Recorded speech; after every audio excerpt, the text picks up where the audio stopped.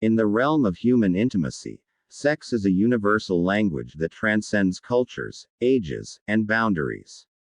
It's a fundamental aspect of human relationships, yet it remains a topic shrouded in mystery, taboos, and unspoken desires.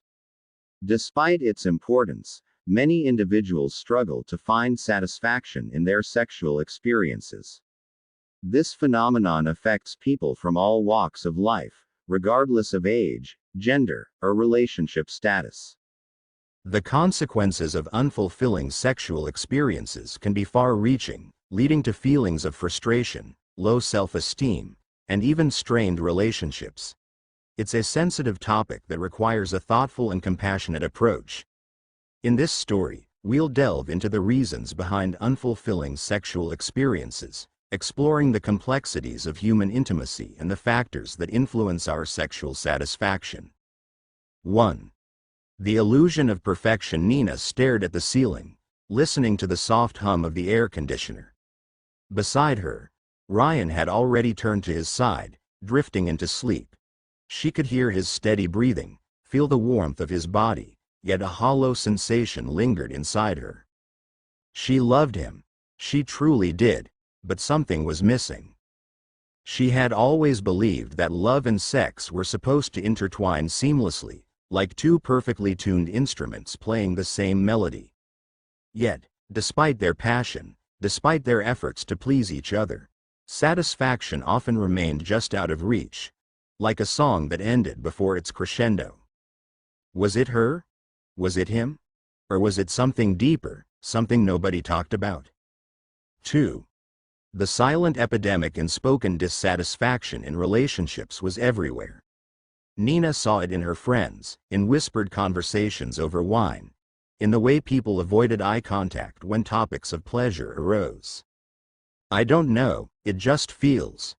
Routine, her best friend, Sophie, had admitted over coffee one day.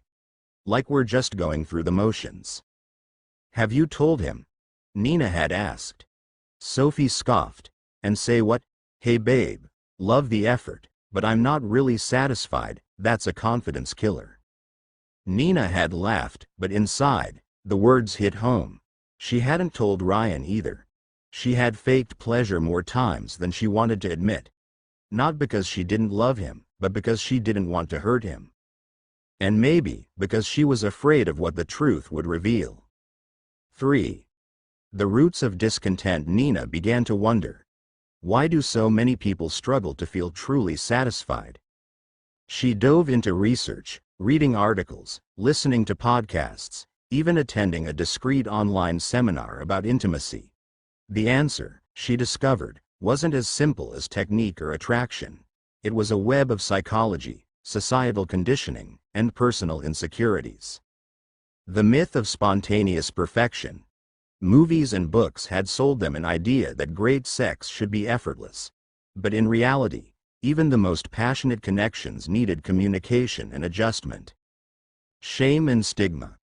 From a young age, people were conditioned to see sex as something taboo, something not openly discussed. How could anyone expect to master something they weren't even allowed to talk about? Unrealistic expectations.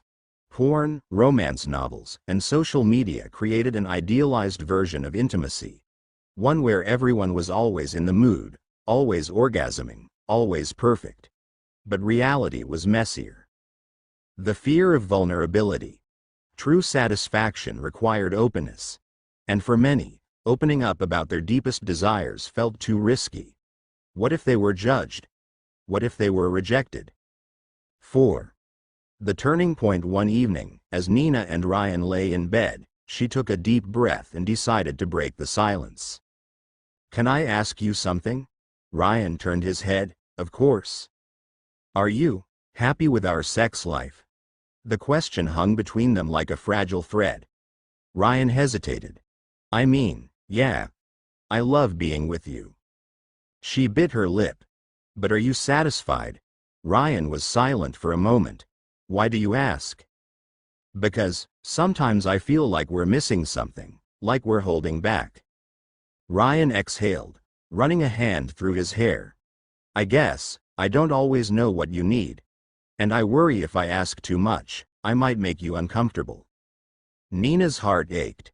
She realized then that Ryan had been just as hesitant as she was. They had both been holding back, both afraid of the same thing: being too much or not enough. 5. The awakening that night, they talked. Really talked. About what they liked, what they fantasized about, what they had been too afraid to say.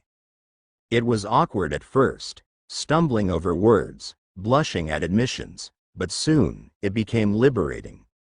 They laughed, they teased, and for the first time, they felt truly seen. It wasn't about being wild or adventurous, it was about honesty. About stripping away the masks they had worn, even in the most intimate moments. Over the next few weeks, they experimented, not with extreme changes, but with attention. They slowed down. They paid attention to each other's reactions. They asked questions instead of assuming. And the result? The missing piece of the puzzle had never been a new position, a new toy, or a new trick. It had been understanding. 6. The unfinished symphony's satisfaction wasn't a destination. It was an evolving journey. There would still be nights of exhaustion, moments of insecurity, times when life got in the way. But now, Nina and Ryan knew how to navigate those moments together. Sex wasn't just an act, it was a conversation, a dance, a shared rhythm that required tuning, patience, and most of all, openness.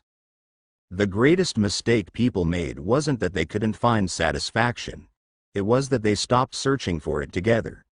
And as Nina lay beside Ryan that night, feeling the warmth of his fingers tracing lazy circles on her skin, she finally understood. True satisfaction wasn't about having the perfect experience. It was about never giving up on discovering it. Thanks for watching. Kindly hit the subscribe button for more interesting content.